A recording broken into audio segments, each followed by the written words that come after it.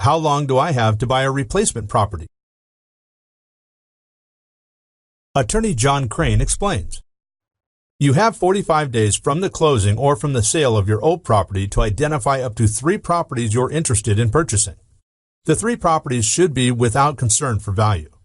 After identifying the 3 properties, at least one of them has to be closed.